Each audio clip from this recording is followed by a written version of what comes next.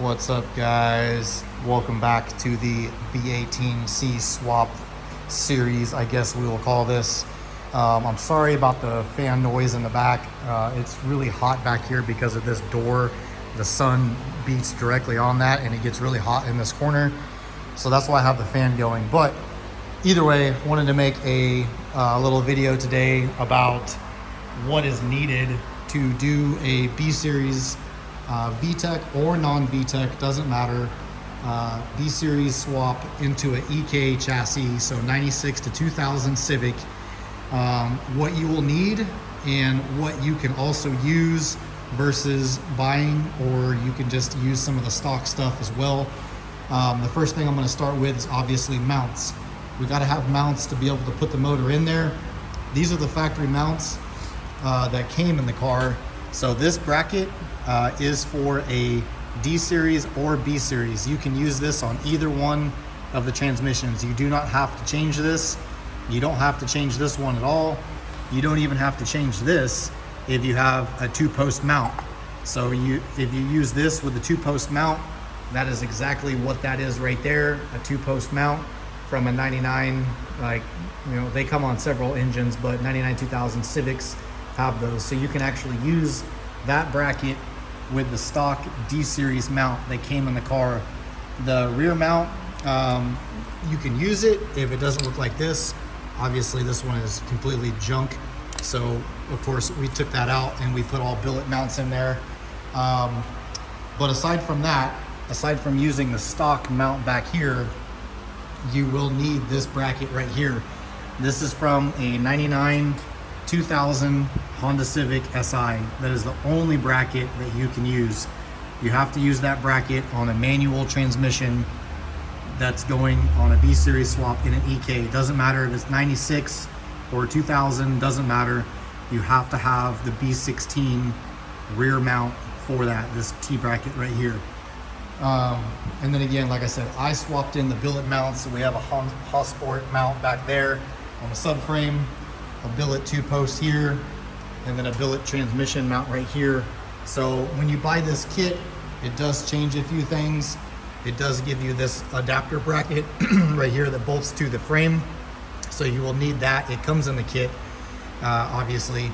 And then the mount that goes here is not there. I have the wrong mount on there. That's why.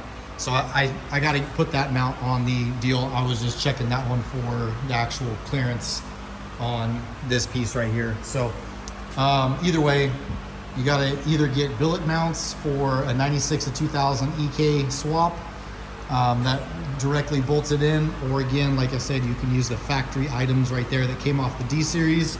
That will also work with the B series, but you have to use the 99 2000 rear bracket. Aside from that, I am going to be using the torque mounts. So this torque mount is from 94 to 2001, an Integra manual transmission bracket, and then that's the factory outer rubber mount there, or bushing, or whatever you want to call it. But I am going to be running that. And then also over here, this bracket is a little bit different because I'm using a bracket from a CRV.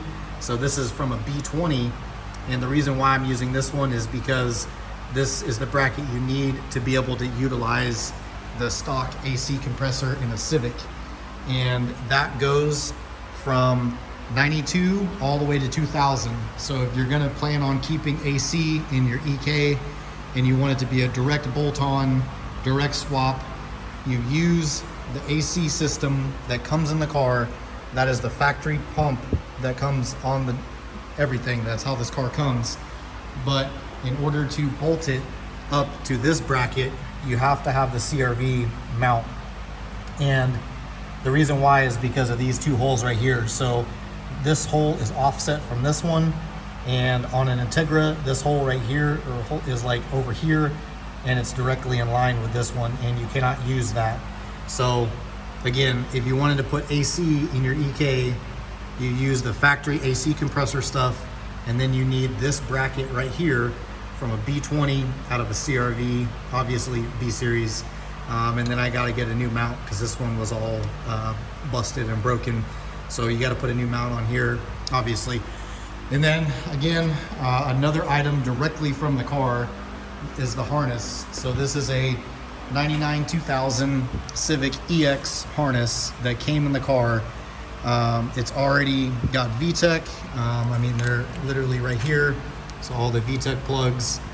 And then the only thing that we'll have to modify is the distributor plug. So on these chassis, on the 99 2000, they're OBD2B, and they do use a square plug.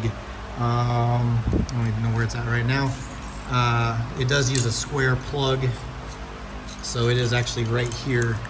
So this is the distributor plug for a 99 2000. It is OBD2B. The Civic Si does not come like this for some reason. It actually comes with the OBD2A. So since we don't have a OBD2B B series VTEC distributor, we'll actually have to modify the one that we have. Oh shit! Which is over there somewhere. So basically, we'll pull out the internals. We'll use that body, yada yada yada. I'll go over that later at a later date because that's a little more in depth than what I want to do right now. And then also, you will need a shift linkage. So this shift linkage fits an Integra. It is from a 94 to 2001 is what this would come out of. This is actually from a 96 or 97 Type R, and that's why it looks the way it does. And it doesn't have a few things, but irregardless, this is the exact same everything as a 94 to 01 Integra. Doesn't matter if it's LS, doesn't matter if it's GSR, doesn't matter if it's RS, whatever. It just has to be a manual shift linkage from a 94 to 2001 that does bolt directly into the Civic. You don't have to get a Civic Si shift linkage. You don't have to use that. And I prefer not to, because these ones that come on the Integra are a lot beefier and they just feel better and more stable when you're shifting versus the Civic Si ones. They're smaller diameter and I just don't like them. So aside from those 3 or 4 main components for the B series to be able to put it in here, all of this stuff right here will literally allow you to bolt the engine in, get the AC system on, hook up everything. The only thing I didn't go over was power steering, and I'll go over that a little bit later too. But aside from that, you're going to use the stock harness, you're going to use the stock grounds. So the ground here on the transmission, the ground here on the valve cover, that comes on the chassis. And the only other thing that you might need to modify would be the hoses that come back here for the coolant ports. They go into the heater core, and then the fuel filter itself, the fitting that comes off of here to the fuel rail. It's going to depend on what engine you're putting in, determining the length of that. But you can still use the factory lines of usually whatever engine that you're sticking in. So whether it's a GSR, LS, doesn't really matter. You can usually get that to hook up to that fuel filter up there and then keep it nice and factory looking. And trust me, if you're just putting a simple B series swap in, you don't need to take out all that stuff and redo it and put a regulator on the side, all that crap. You don't need to do that. All that's going to work. Also, this is the stock, the factory one that came in the car, the slave cylinder. I just replaced the line with a steel braided one just because I think it looks better and I like the way it feels. So again, you don't need to do that. That is the factory item that comes on the car. Don't need to do anything with it, and that will bolt directly up. Other than that, obviously you're going to need a header for the B series because you can't use the D series. So my header is sitting over there. It is a little bit bigger than what comes on the car factory, so we will have to modify that once we get to that point. But again, not really worrying about that. You just need to worry about the 4 or 5 main items here to be able to actually put this B series in. And once I get ready to stick it in, I will show you exactly how all the items fit, what we're using again, and anything that we need to modify to be able to fit this B series in there. And again, like I said, it doesn't matter if it's a VTEC, it doesn't matter if it's LS, B20, whatever. It's all going to be the same process. the same items here will work. So I hope that clarifies a few things. Again, if you have any questions about what will work, oh, one more thing I forgot. We are not going to be using the factory radiator.